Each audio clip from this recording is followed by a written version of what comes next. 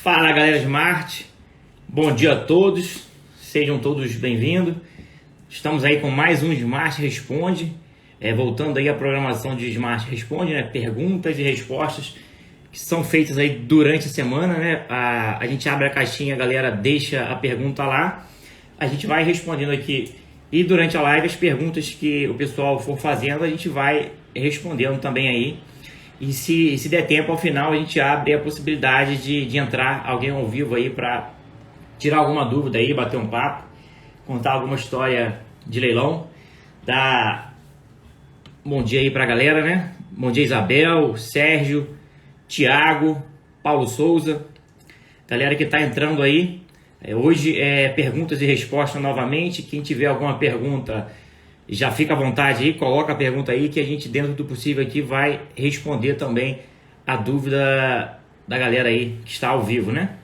Bom dia, Isabel. Bom dia, Guivaldo, Caetano. Galera que está entrando aí, já compartilha a live aí, manda no aviãozinho aí para algum parente, conhecido, amigo aí, para de repente sair uma parceria aí lucrativa com leilão de imóvel. A gente fala que é sempre melhor caminhar junto, né?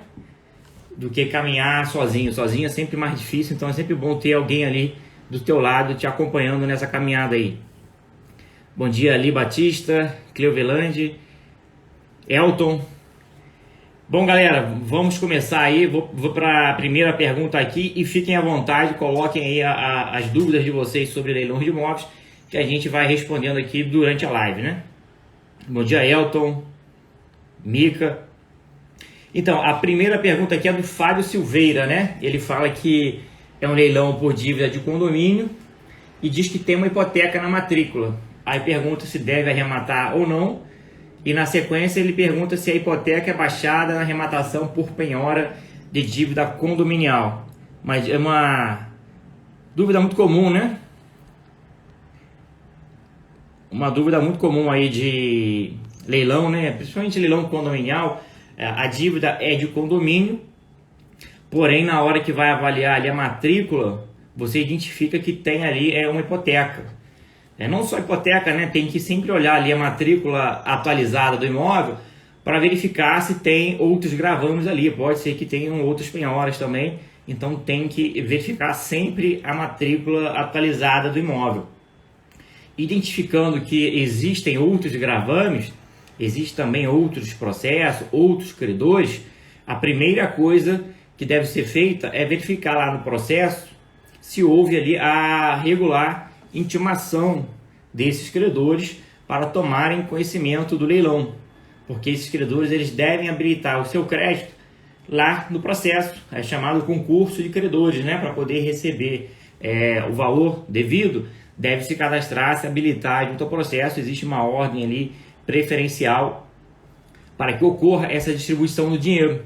Então, primeira coisa, então, olhar a matrícula atualizada. Olhou a matrícula atualizada, identificou que tem alguns gravames, penhora, arresto, sequestro, hipoteca, verificar a situação desses processos para ver em que estágio está.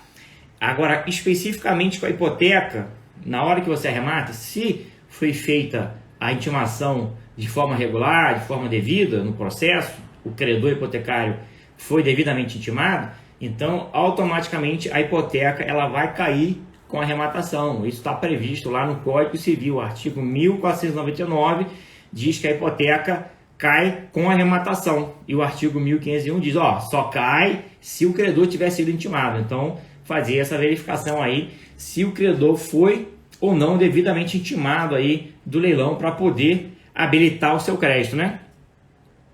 Então, o Fábio, a hipoteca cai sim, agora tomar o cuidado aí de verificar se foi feita aí a devida intimação, né, do credor hipotecário. Não só hipotecário, né, verificar outros credores também aí que estão lá na matrícula, não só credor de hipoteca. Tem uma pergunta aqui do Paulo Santos. Paulo pergunta se é possível comprar com restrições no nome. Sim, é possível comprar. No leilão judicial, quando você faz o parcelamento, não tem essa análise de crédito. Então você pode estar com restrição no nome que você pode comprar normalmente.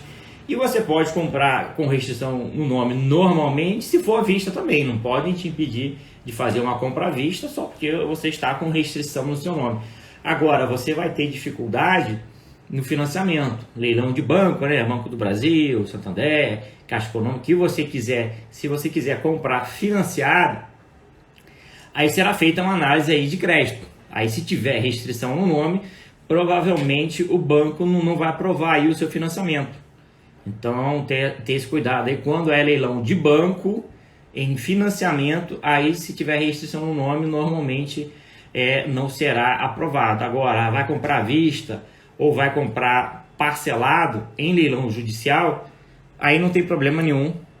A grande vantagem aí do leilão judicial é essa aí, que você não precisa estar com o nome ali 100% limpo, não tem nenhuma análise de crédito, nada nesse sentido. Pode estar com o nome sujo, pode não ter nenhuma fonte de renda, desde que você tenha condições de pagar ali a entrada e as prestações do parcelamento, não há problema nenhum, né?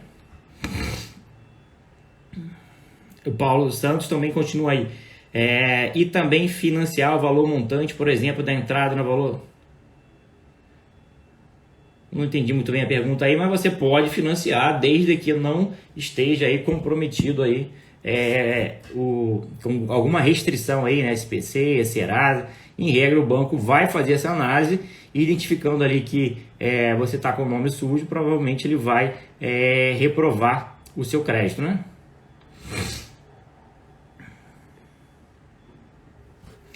O Guivaldo, né?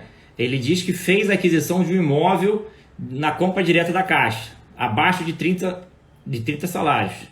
Encaminhei a documentação para registro, já faz mais de 40 dias, só o cartório ainda não realizou o registro.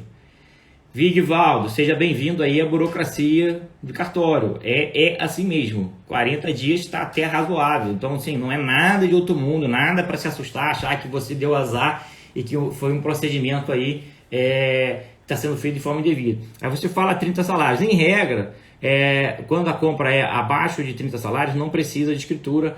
Acima de 30 salários precisa de escritura. Mas quando venda ali envolvendo o sistema financeiro habitacional, aí não precisa da escritura, porque o próprio contrato ele já tem força de escritura. E esse prazo aí de 40 dias, normalmente é o regular da Caixa, né? Tem burocracias ali para serem resolvidas, contratos a serem assinados.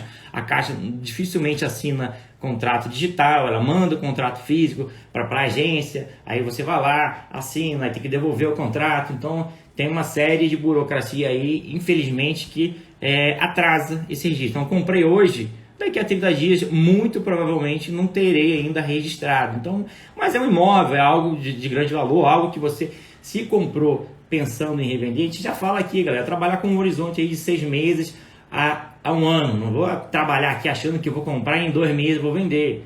Já vendemos aqui em 3 meses. Mas assim, não é a regra. A regra é que existe todo um procedimento ali, uma burocracia para ser atendida. Então, assim, 2 meses, 1 mês e meio é um horizonte de prazo muito pequeno para resolver toda essa parte aí procedimental. Pode resolver? Pode, mas assim, não é a realidade, né?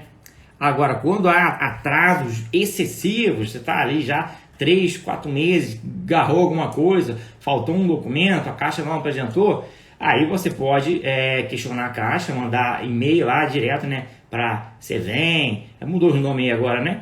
Tem a caixa de e-mails dele lá, e também pode fazer aí a reclamação na ouvidoria da Caixa. Normalmente resolve. E não resolveu na ouvidoria da Caixa? Pode reclamar também no Banco Central, que resolve. Então já vi aqui casos de mentorado que estava lá com algum procedimento parado por muito tempo, fez a reclamação na ouvidoria da Caixa, no mesmo dia eles resolveram o entrave que tinha aí. Então, analisar, mas sim, 40 dias, sendo honesto aqui, sincero, está dentro do prazo, está dentro do padrão ali, normal aí, de uma aquisição de imóvel, tratando-se aí com a Caixa Econômica Federal. Então, assim, não é nada que está fugindo do padrão não, né? Galera que está entrando aí, já compartilha a live aí, para compartilhar o conhecimento com um amigo, um parente, um conhecido aí que possa também fazer parceria com vocês aí e ajudar na arrematação, né? O Rafael Palma, né? Se eu configurar um leilão com um certo número de parcelas e entrada na proposta, isso pode ser alterado pelo juiz depois de rematar? Eu não entendi configurar. Existe o leilão lá, você está falando de juiz, então leilão judicial. Existe um edital, o edital ele vai falar a regra do jogo. Ele vai falar, o parcelamento, quando cabível, Aí ele vai dar a regra, 25% de entrada e 30 vezes. Ou, porque a regra diz de 25 até 30, então o juiz vai determinar. Normalmente é 30, mas o juiz pode falar, 25% de entrada e o restante em 10 vezes. De repente ali é um valor pequeno e ele não quer também postergar demais. Estabelecida essa regra no edital, o juiz posteriormente, a gente sabe que o juiz tem um poder aí que foge às vezes do inaceitável, do imaginável, mas se está previsto previamente no edital, no meio do caminho, depois que você rematou, ele não poderia aí, na teoria, alterar a regra do jogo com o bonde andando. Se já foi estabelecido aquilo, que é em tantas vezes, ele não pode alterar. Você pode, no máximo, quitar as parcelas faltantes antes do prazo. Tem 30 vezes, eu quero pagar logo para ficar livre aqui dessas prestações, não quero ficar pagando toda hora e quero quitar para vender o imóvel logo, aí você pode quitar. Agora, o juiz alterar a regra do jogo ali é algo que não está previsto, né? Mas o juiz canetou lá, as partes concordaram, viável, né? Mas assim, não é algo normal ali que se mude a regra do jogo aí no meio do caminho, né? Bom, prosseguindo aqui, a gente falou aqui da hipoteca, né? Se tiver hipoteca, ela cai para arrematação, desde que o credor seja devidamente intimado. E tem que analisar a matrícula atualizada, né? Agora, o I9 Mídia Indoor pergunta qual banco oferece parcelamento sem comprovação de renda. Então, tem uma diferença aqui, né, de parcelamento judicial e financiamento bancário. Não sei se ele quer realmente saber de parcelamento ou de financiamento. Financiamento bancário incide juros ali e o banco vai fazer a análise de crédito, sim. Se tiver ali um financiamento, o banco faz a análise de crédito. O parcelamento judicial não tem nenhuma análise de crédito. Agora, existe também em alguns casos o parcelamento no próprio banco. Além do financiamento, né, tem parcelamento. Normalmente, quando o financiamento é em parcelas, em números grandes, né, de parcelas, 420 vezes, no financiamento, 420 vezes, no parcelamento normalmente é um número menor, 10 vezes, 12 vezes, o Banco do Brasil trabalha com 12 vezes. Agora existe uma desvantagem, o Banco do Brasil, ele coloca lá no edital que você não vai conseguir ter a posse, nem o registro, antes de quitar aí o parcelamento. Então isso é uma desvantagem. Lá no judicial, no parcelamento, você consegue registrar o imóvel, você tem emissão na posse de forma regular. No parcelamento de banco, normalmente eles colocam essa regra, então você vai ter dificuldade. Não impede de você fazer essa emissão na posse ali amigável, né, de forma extraoficial, mas o registro somente aí após quitar o parcelamento. E aí depende do banco. Tem banco que vai fazer análise de crédito, tem banco que não vai fazer análise de crédito, então depende muito aí do banco que está trabalhando. E normalmente quando você faz o parcelamento, em banco você perde, por exemplo, no Banco do Brasil você perde a possibilidade de ter aquele desconto que eles dão ali para compra à vista. Então tem bônus e ônus, então tem que analisar aí a situação para ver realmente se vale a pena. Tirando o Banco do Brasil, o parcelamento de banco tipo Santander, Bradesco, normalmente financeiramente não vale a pena, porque eles metem ali também juros no meio do parcelamento, né, diferentemente do parcelamento judicial, e fica algo ali que normalmente não é viável. Às vezes é melhor você pagar à vista, quando tem, por exemplo, 10% de desconto, do que assumir aí um juros que normalmente é elevado para esse período curto aí de 10 vezes, 12 vezes, dependendo aí do que foi estabelecido pelo banco, né? Bom, vou dar uma olhada aqui se passou alguma pergunta aqui da live. Jerry Carola diz: se o proprietário do imóvel, objeto do leilão judicial ou extrajudicial, tiver diversas ações contra ele não averbadas na matrícula, posso arrematar ou poderá ser caracterizada fraude de execução?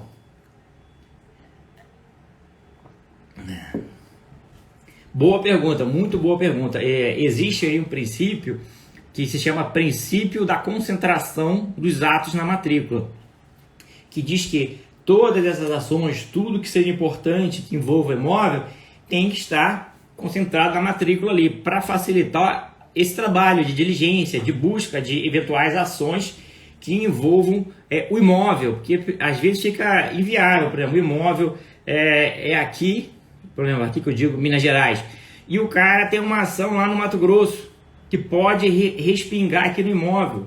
Pô, não tem condições de você analisar todos os estados, as ações que tramitam contra o devedor em todos os estados do Brasil. Seria algo assim inviável.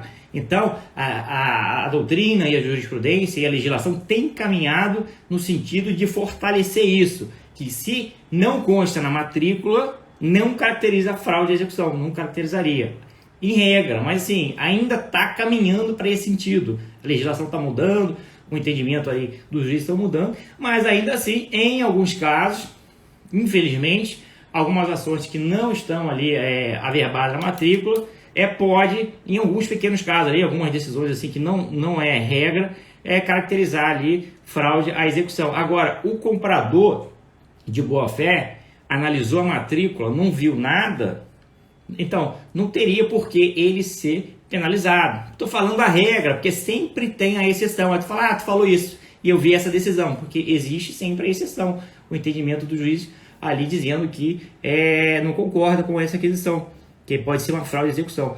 Então, quem está comprando tem que olhar, está averbado na matrícula? Não, não está. Agora, existem outras ações?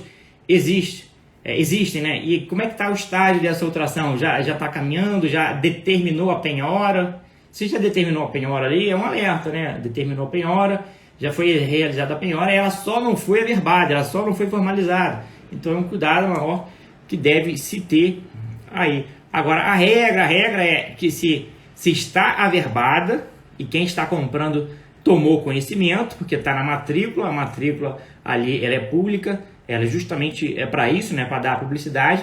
Quem está comprando imóvel, que já tem uma penhora ali, um gravame da justiça, está sabendo, aí nesse caso aí é quase certo que o juiz vai determinar que é fraude de execução. Quem comprou com uma penhora já na matrícula. Estou dizendo uma compra e venda normal, não judicial. Judicial é outra coisa. Leilão judicial é uma compra e venda forçada. O próprio Estado está fazendo a venda. Aí, se tem outras penhoras ali, não tem nada de fraude de execução, não. Mas numa compra e venda comum, particular, quem está comprando imóvel que consta uma penhora lá, provavelmente está incidindo aí em fraude de execução. Eu digo provavelmente porque o juiz vai decidir. Juiz decidindo pela fraude de execução, essa compra e venda será tornada ineficaz em relação ao credor. Então, para o credor, essa compra e venda não quer dizer nada. O leilão vai ocorrer normalmente. Quem comprou lá, comprou de má fé, vai perder o imóvel. Aí, se quiser reclamar alguma coisa, vai reclamar lá na justiça contra quem vendeu, mas já comprou sabendo do que se tratava, né? Mas a justiça aí e o entendimento está caminhando para que só configure fraude de execução se constar averbada na matrícula do imóvel a penhora, né? Germano, quando ganho um lance e por qualquer motivo desisto, existe punição? Existe punição, a punição vai estar prevista no edital, você não pode participar do certame e desistir sem nenhum motivo, não existe isso. Isso aí até facilitaria fraude aí dos devedores. O devedor que está sendo executado lá, ele participa do leilão, dá uma maior lance, ganha e desiste. Aí ia complicar ali, ia atrasar o procedimento da arrematação. Então a regra é estabelecida previamente, você tomou conhecimento e você desistindo depois da arrematação, aí você será penalizado com a multa que estiver prevista no edital, e é o correto, né? Você não tem que ter regra, porque senão, infelizmente, no Brasil que a gente vive, muita gente vai querer burlar o sistema aí, como a gente tem visto aí nos leilões da Caixa, né? Da galera fraudar CPF, para ir lá dar o lance, vários lances, para poder melar o procedimento, para poder ali, o devedor que está lá continuar no imóvel por mais um tempo, até a Caixa fazer outro leilão. Então, tem que ter regra assim. Agora, já vi casos da pessoa dar o lance sem querer. Acontece, né? Você entra lá no site do leiloeiro, cada site é de um jeito, você se cadastra e acha que está só clicando ali para entrar dentro da plataforma de lance, e na verdade tu acaba efetuando um lance ali sem querer. Isso aí é diferente de você dar um lance e depois desistir por outros motivos.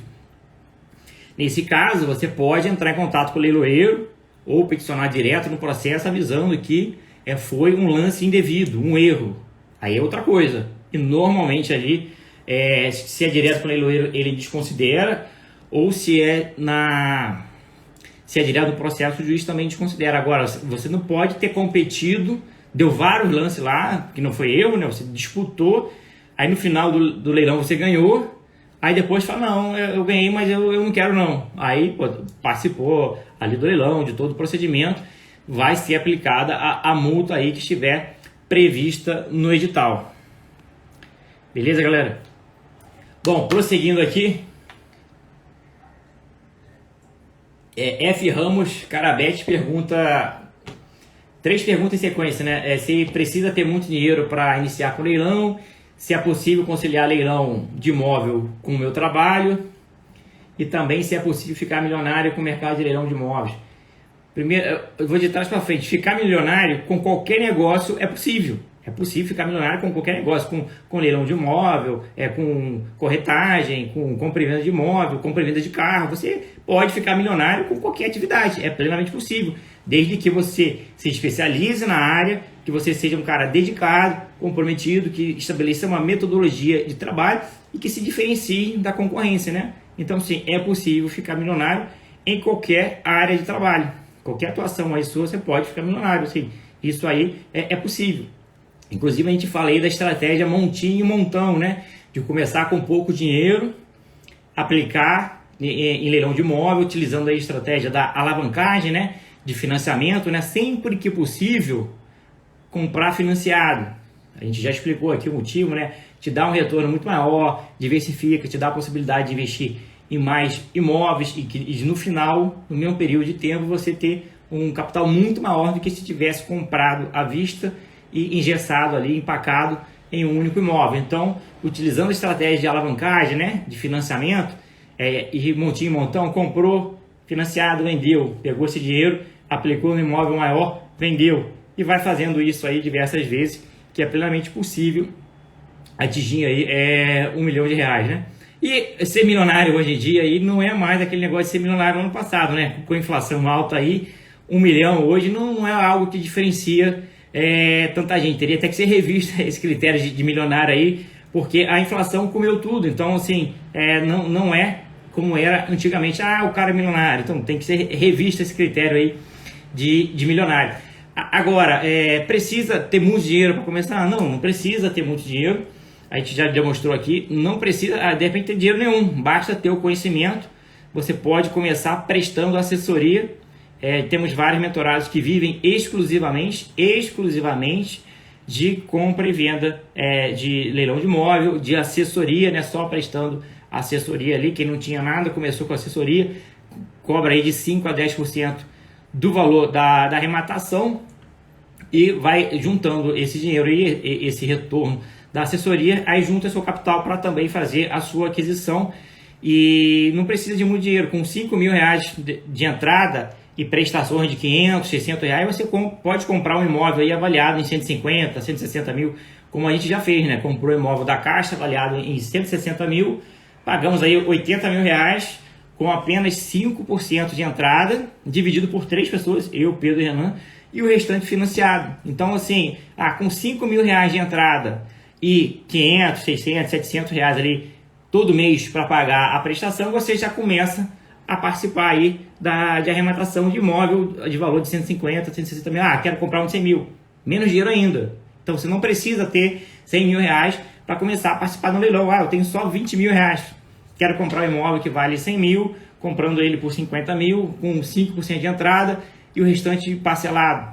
No meio do caminho, você vende o imóvel. Então, se com 15, 20 mil reais, você já começa a fazer a sua primeira operação. Aí, depois, com o lucro, você parte com o imóvel de valor maior. E assim vai aí a estratégia montinho e montão. Não precisa ter muito capital para fazer isso e nem precisa ter muito tempo. Eu, Pedro e Renan, a gente é auditor fiscal, a gente tem um trabalho nosso regular, vários alunos nossos têm outras atividades, tem dentista, engenheiro de alimentos, que desempenham sua atividade normal e faz ali a arrematação no horário vago, no horário que tem, porque você desenvolvendo um método, né, uma metodologia de trabalho, você consegue fazer análise de vários imóveis em pouco tempo e participar de vários para poder fazer a arrematação. Então, assim, é plenamente viável essa arrematação, conciliando aí com outra profissão. Então, falamos aqui com o Germano que existe a punição, né? Caso desista aí do leilão. Vamos ver a próxima pergunta aqui da live ao vivo.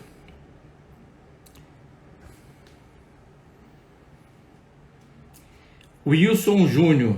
Em um caso onde o devedor não mora mais no apartamento, quem mora é sua ex-cônjuge, onde não eram casados legalmente, então união estável. Ele não quer saber mais do apartamento nem da ex. Tem que resolver com o devedor ou com a ex.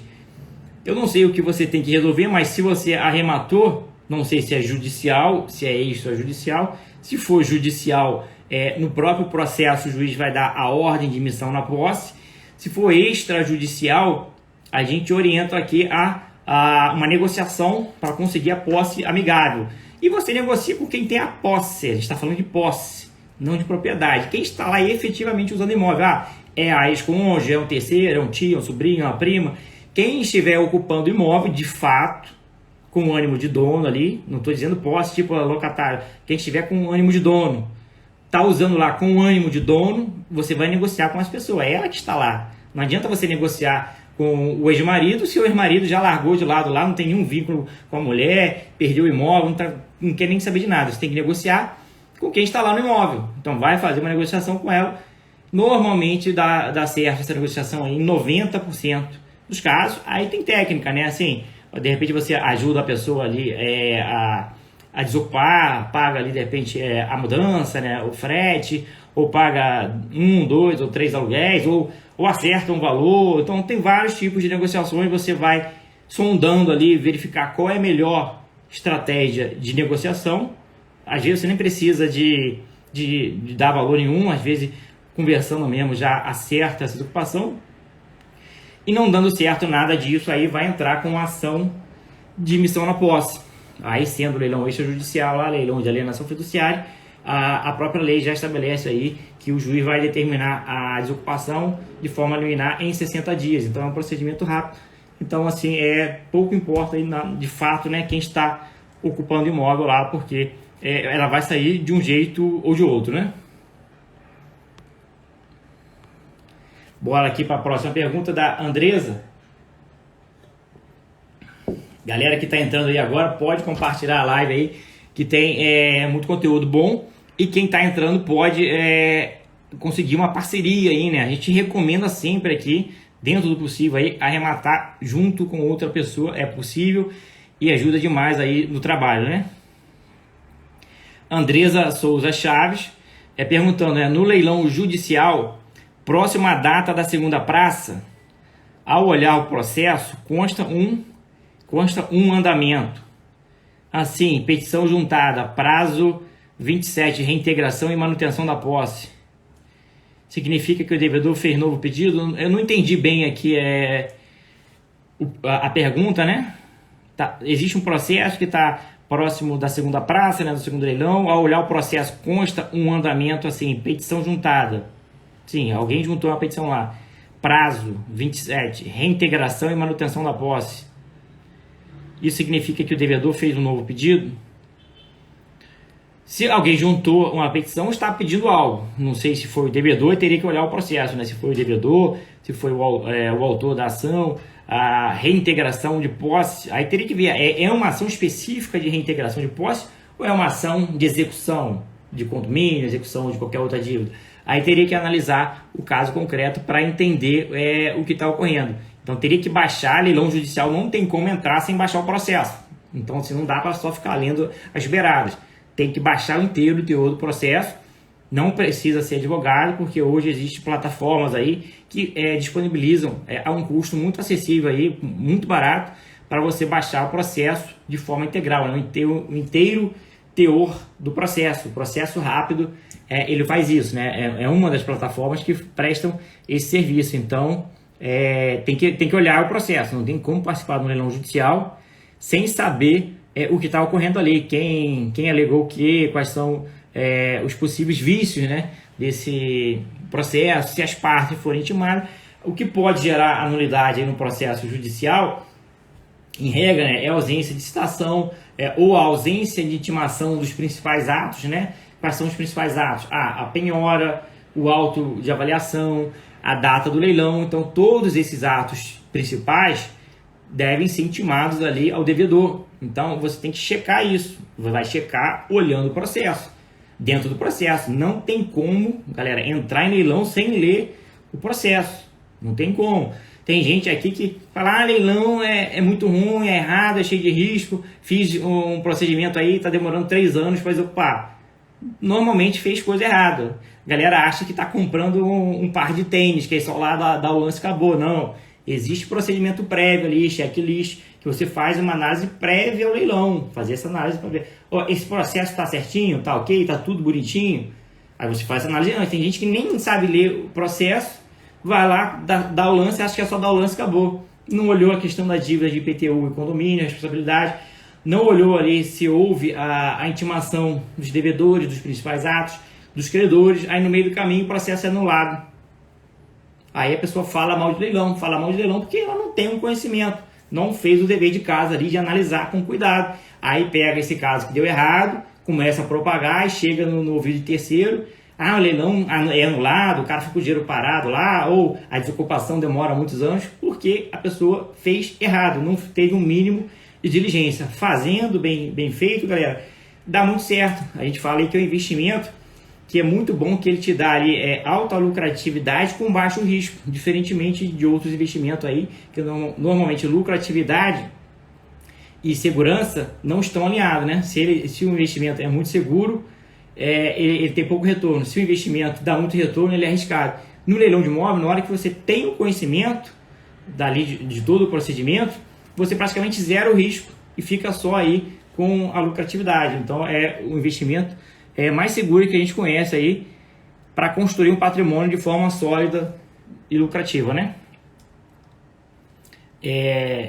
A Cristiana está perguntando, né? É só casa e apartamento, ou sítio, sala comercial, fazenda também? Tem de tudo, tem leilão de tudo, desde automóvel, bens móveis, obras de arte, mas de imóvel tem de todo tipo de imóvel: casa, apartamento, sítio, fazenda, sala comercial, loja. Tudo que possua valor econômico pode ser penhorado e levado a leilão. Então, sim, tem todas as oportunidades aí, todos os tipos de imóveis. Quem gosta aí de atuar em imóvel rural ou imóvel comercial, então tem para tudo, né? Prosseguindo aí, o Renato Nascimento.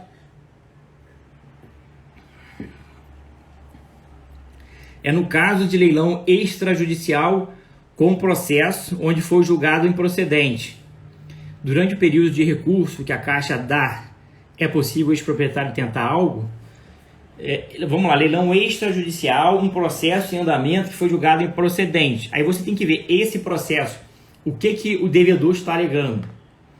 Sabendo que só pode causar a nulidade do leilão extrajudicial, só pode, que eu digo em regra, né, o grosso ali, 99% dos casos, a falta de intimação para purgar a mora, ou seja, para pagar a dívida, e a falta de intimação das datas de realizações dos leilões. Qualquer outra coisa diferente disso não vai anular o leilão. Por exemplo, o cara está discutindo lá na justiça contra a Caixa juros abusivos e venda casada, por exemplo. Esses juros são abusivos aqui, é mais de 12% ao ano, você me obrigou a comprar, além do financiamento, fazer mais a contratação dos serviços paralelos, seguro, mas não sei o que, venda casada. Está discutindo isso? Tem a ver com intimação? Não tem nada a ver com intimação. Isso não pode repercutir no seu leilão.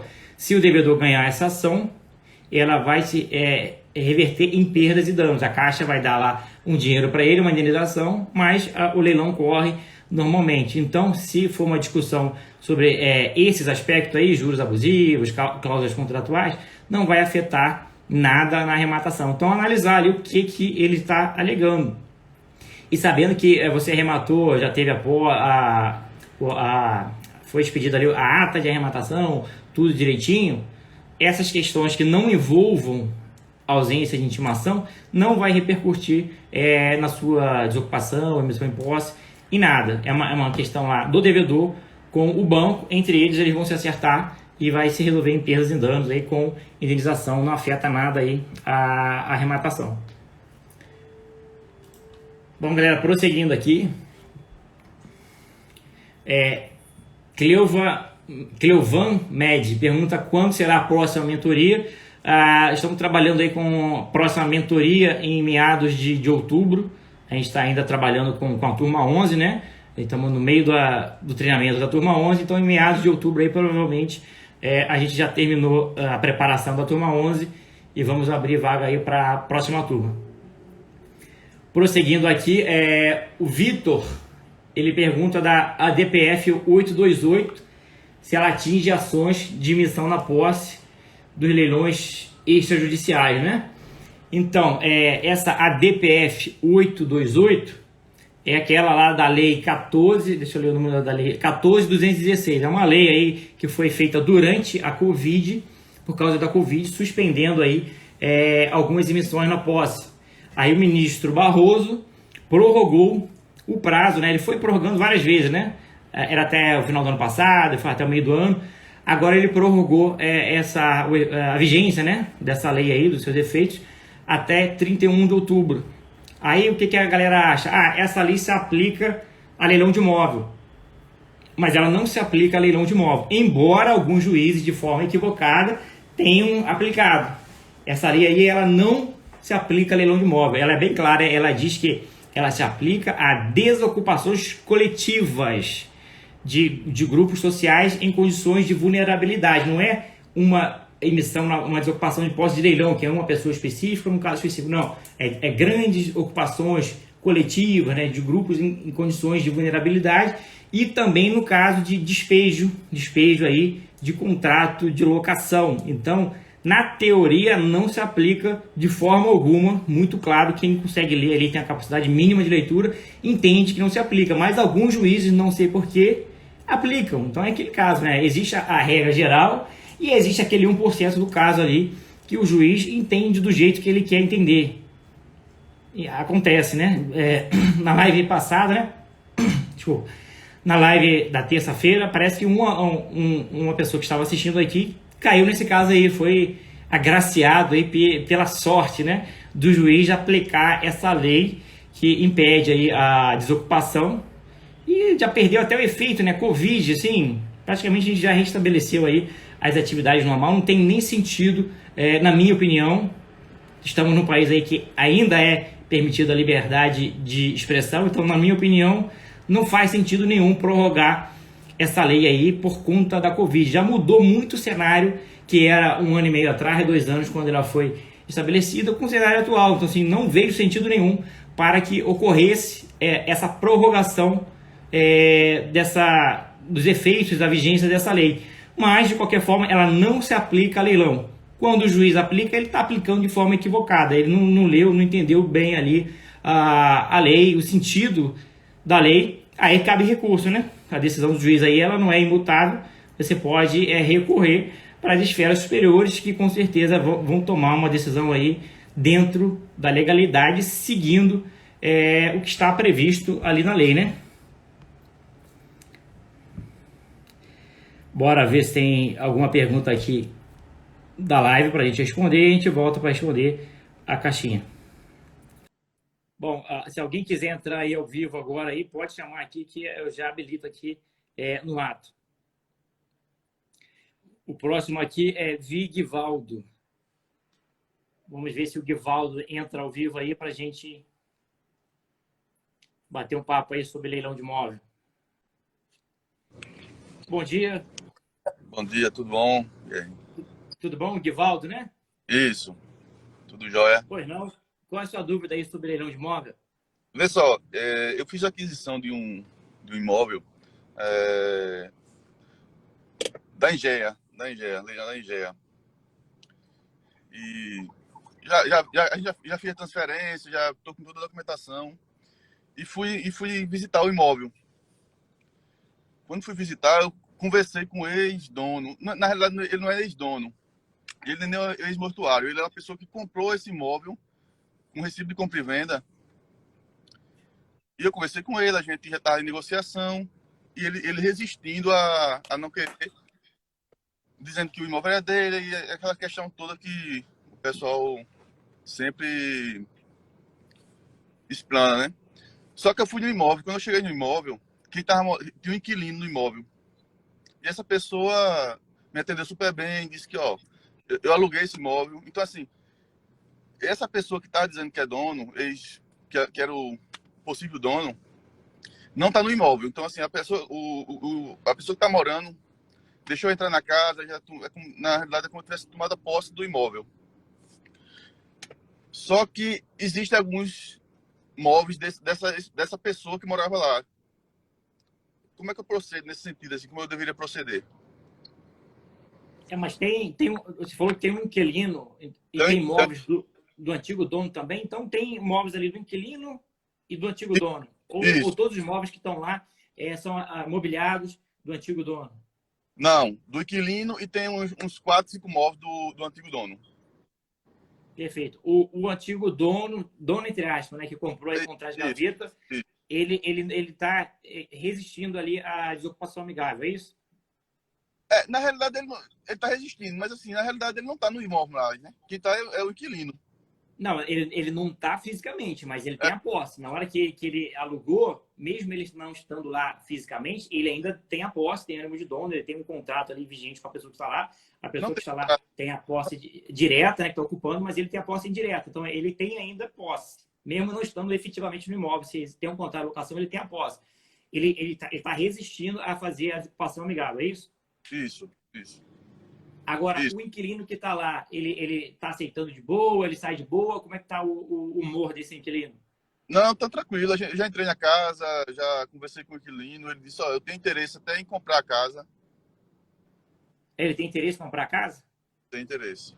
Ué, Aí, se ele tem interesse em comprar a casa e ele já está na posse, aí é meio caminho andado para você, né? Se você tem realmente a intenção de vender para ele, se vocês já ajustarem a questão de valor, você falou que já tem um registro, já tem documentação, tudo direito. Se você já tem um registro e o inquilino está lá na posse, o próprio contrato de locação, teoricamente, já dá ali o direito de preferência para o inquilino, né? Você isso. pode vender direto para ele, não precisa nem negociar nada lá com o possuidor, o possuidor, entre aspas, né? O ex-dono que não é dono, né? Comprou o contrato Isso. de gaveta, né? Só é dono quem registra.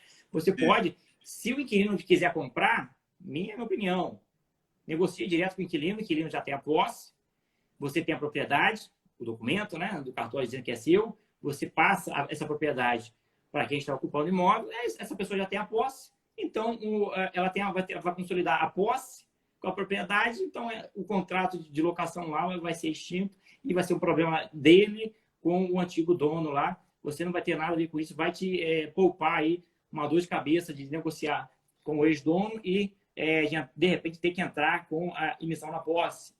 Então, se for fácil de fazer essa transação com esse inquilino, se realmente ele tiver interesse em comprar, aí eu faria direto a negociação com ele, nem esquentaria em negociar com o ex-dono, que na verdade não é dono. Teoricamente não tem direitos ali. Então tem que Mas avaliar isso. Porque o, outra questão, né? Quem está lá está alugado. Se você for seguir a legislação certeira, não seria nem ação de emissão na posse, seria ação de despejo, que é um pouco mais burocrática. Então, teria também diferença aí na ação que você faria para ter a posse. Seria uma ação de despejo, não uma ação aí. Eu digo a regra, né? Porque tem decisões aí que o juiz aceita também uma ação de emissão na posse, mesmo o imóvel estando alugado, mas a decisão majoritária, predominante ali, é que seria uma ação de despejo. Então, seria esses dois cenários. Se conseguir fazer uma venda direta, ótimo. Eu nem trataria com o ex-dono. Se não, teria que entrar aí se não conseguir uma negociação amigável, né? Eu acho que o cara está resistente nesse início, mas depois ele cede numa negociação amigável. Ele sabe que vai perder o imóvel. Então, se de repente você propor ali algo que seja vantajoso para ele também, né? De repente ele pagar 2 aluguéis, alguma coisa ali, facilitar a negociação, ele aceita. Agora, ele não aceitando a negociação amigável de forma alguma, aí seria a via judicial, né? Entendi. Na realidade, também o inquilino só quer comprar depois que a gente resolver essa situação. Ele disse, ó, se o cara ficar nessa questão de dizer que é dele, que não é, eu também não compro. Só compro quando tiver resolvido toda a questão. Eu não quero resolver questões de ninguém. Aí tá nesse impasse, entendeu? A questão maior hoje que eu vejo é os imóveis os móveis que estão dentro da casa ainda, da pessoa. O inquilino desocupando, ele vai levar os móveis dele. Agora, os móveis do outro, do ex-dono, aí você teria que notificá-lo. O processo é extrajudicial, né? É da Engea, né? Não é judicial nem nada, né? Da Engea, Faz uma notificação extrajudicial ali e dá um prazo para ele retirar. E, normalmente ele vai tomar uma atitude ali. No início ele está passivo ali, mas na hora que romper lá o contrato de locação, inquilino tirar os móveis, ele vai ver que ele tem que fazer alguma coisa. Então, se ele muda a atitude no meio do caminho. Agora, se realmente houver um interesse real ali do inquilino, que às vezes o inquilino fala que quer comprar, mas aquele fala, quero comprar, mas o cara não tem nem dinheiro. Vai correr atrás ainda de buscar financiamento. Às vezes você está achando que ele realmente está interessado, mas é aquele interesse que não é interesse real. Eu quero comprar. Tem dinheiro? Não, não tem. Então o cara não vai comprar o imóvel. Aí tem que verificar realmente se o cara tem condições de comprar, ele vai financiar, vai comprar à vista, e de repente você está focando ali na venda para ele, que é algo que não vai acontecer. Então, quando você deveria focar já em resolver a situação direto lá com o ex-devedor. E assim, se o cara oferecer muita resistência, aí não tem outra, já entra ali direto na via judicial, para também não perder tempo com quem você vê que não está habilitado ali a negociar, né? Beleza, tranquilo. Beleza? Qualquer coisa aí, manda lá no direct pra gente que fim deu aí, que a gente vai acompanhar aí. Beleza, valeu. Obrigado aí. Boa sorte e sucesso.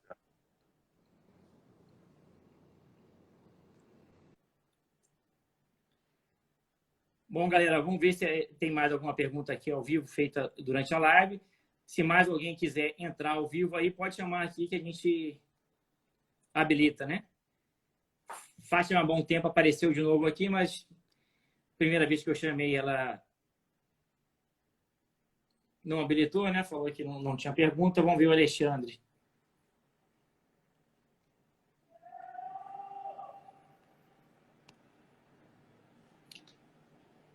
Andresa Souza Chaves. Nesse caso, se o inquilino quiser ficar e se o arrematante aceitar, pode fazer um contrato de aluguel? Sim, né? Deve ser feito um novo contrato. Ou seja, o contrato anterior vai ser extinto e é prudente. Né? Eu não digo deve, né? Porque você pode fazer um contrato verbal também, de locação. É pouco usual, mas é válido. Mas o ideal é formalizar um novo contrato de locação com o inquilino para dar garantia e dar segurança ali para ambas as partes. Né? Se a pessoa descumprir o contrato, você tem um documento hábil ali, um documento jurídico com validade para depois você utilizar aí numa eventual ação de despejo ou um eventual questionamento ali de cláusulas contratuais. Então, o ideal é fazer, sim, um novo contrato, estabelecer um novo contrato ali com o inquilino. E, normalmente, galera, inquilino não dá problema. Esses inquilinos aí, tem que fazer notificação, tem que ver se respeitar a prazo. Normalmente, você negocia amigável com o inquilino. O que pode dar trabalho aí é o ex-dono, né? E, na verdade, esse cara nem dono né? Ele comprou com contrato ali de gaveta, né? Não registrou, nem poderia registrar, porque ele comprou de alguém que não poderia vender na vigência do financiamento. A pessoa que tem ali, que é a devedora do contrato de financiamento, ela não tem a propriedade imóvel, ela não pode vender o imóvel. E muitas das vezes ela vende de forma informal ali, contrato de gaveta, sem autorização do banco. Esse contrato ele não tem validade. Aí alguns falam, se vendeu há muito tempo, teria direito ao uso capião.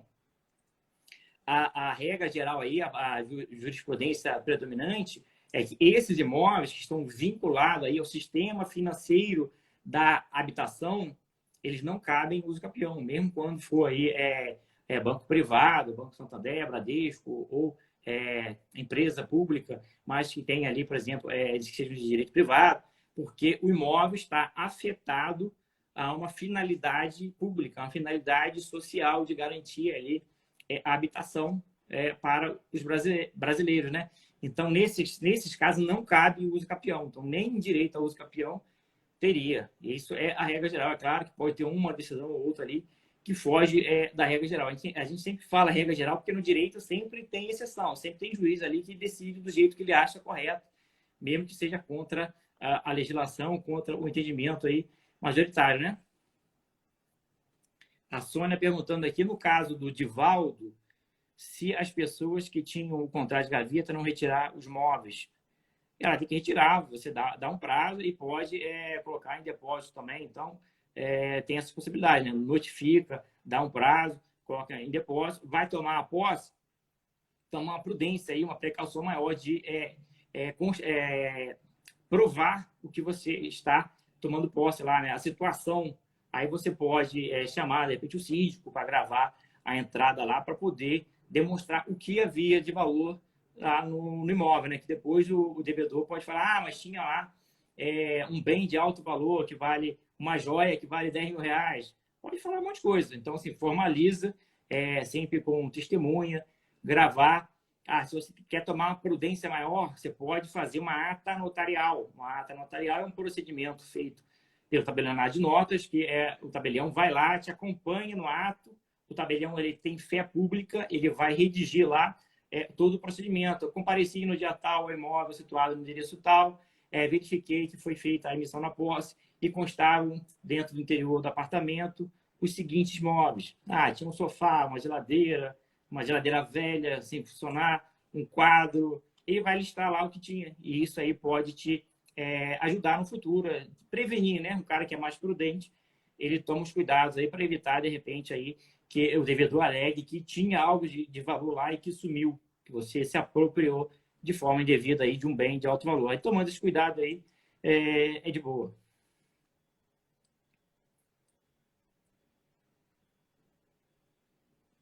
O Adriano perguntou, Pierre, no caso do ex-proprietário ou ocupante, cadê? Subiu aqui. Do imóvel ter deixado bens lá dentro, independentemente do arrematante ter conseguido notificar o dono desses bens, mas eles não vêm liberar a casa. Não vem liberar a casa ou não vem retirar os bens lá? Porque se você já tomou posse ali, o acesso à casa você já tem. Aí, se é leilão judicial, faz o depósito, né, peticiona no processo, dizendo, juiz, tem esses imóveis lá. Dá um prazo para o devedor aí vir pegar, sob pena aí de perdimento, de levar leilão, aí o juiz vai decidir. Extrajudicial é mais complicadinho, mas notifica o cara. Dá um prazo ali, coloca em depósito e segue o jogo. Não vamos ficar também criando muito caso. Às vezes é um negócio de pequeno valor ali, 200, 300 reais, 400, ou um negócio que no máximo dá R$1.000. Você não vai tomar posse por causa disso? Toma os procedimentos de segurança. Eu sou um cara muito conservador, muito prudente, eu quero fazer o negócio da melhor maneira possível. Faz uma ata notarial, chama lá um tabelião para te acompanhar, registra tudo, toma posse e segue o jogo. É um negócio de R$1.000, está constatado lá o que tem, segue o jogo. Se o cara não vê, aí é uma lição de cada um, cara. Vai colocar no depósito, vai ficar pagando depósito? Ou dar um fim, dar um destino ali. Se o cara sumiu, você não tem nem contato, não sabe nem quem é, você vai deixar de tomar posse por um possível problema que nem existe e de valor pequeno? Já teve caso aqui de coisas de pequeno valor que a gente nem se preocupa. A gente se desfaz lá, formaliza ali o que tinha, se desfaz das coisas. Se o cara vier alegar no futuro, um cara que sumiu no mundo, ninguém sabe de nada, vai alegar o quê? O cara não tá nem aí pro imóvel lá, o imóvel é em BH, o cara tá morando lá no Ceará já há 10 anos, tá nem sabendo de nada, que nem se manifestou, tá nem aí para nada. A gente vai se preocupar com coisas de pequeno valor. É coisa de alto valor. Aí é outra história. Mas coisas de pequeno valor ali, formaliza o procedimento ali, faz uma ata notarial e segue o jogo, né?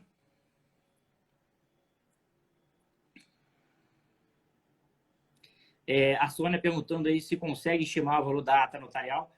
A última que a gente fez aqui, acho que uns 400, 500 reais. Não é muito caro, não. Depende muito aí do estado, né? Cada estado tem a sua tabela de emolumentos, que vai balizar ali o valor, Mas não é nada muito caro, não. Uma faixa aí de 400 a 600 reais, chutando aí, dependendo do estado, um procedimento aí que vai dar segurança para vocês, né?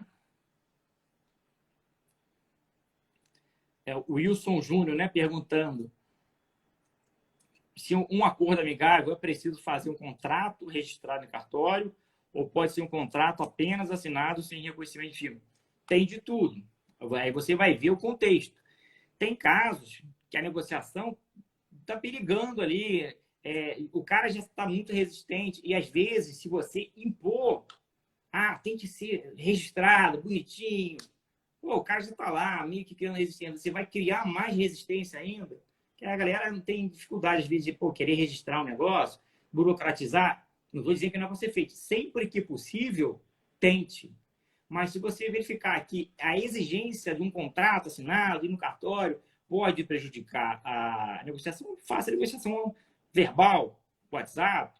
A maioria das ocupações a gente consegue fazer aqui diretamente, ligando, conversando, via WhatsApp. E, às vezes, formalizar demais pode atrapalhar a sua ocupação. O cara, não vou assinar isso aí não. Não sei nem o que está escrito aí, aquela galera que é mais assim, que não conhece, muita rejeição, não vou assinar papel não sei o que eu estou fazendo aí, não sabe nem, às vezes o cara nem entende o que está sendo assinado ali, mas falando, conversando, a pessoa que está lá entende, é a galera ainda das antigas, né, da boa fé, da palavra, né, pô, te dei minha palavra, da confiança. Então tem caso e caso. Sempre que possível, tente formalizar, sempre que possível. Mas não sendo possível, faz de forma ali, verbal mesmo, amigável, dando certo, ótimo. Não dando certo, aí vai para a via judicial. Mas normalmente dá certo aí. Agora, também não foque muito em formalizar demais. Formalizar demais pode atrasar a emissão. Pode. Agora, está recomendando não formalizar? Não estou falando isso. Estou falando que tem casos e casos. Então, você, com a sensibilidade ali do contexto, você vai avaliar, pô, se eu insistir demais aqui, que o cara tem que formalizar bonitinho em cartório, o cara pode dar para trás. Pode ser algo que para ele não seja interessante.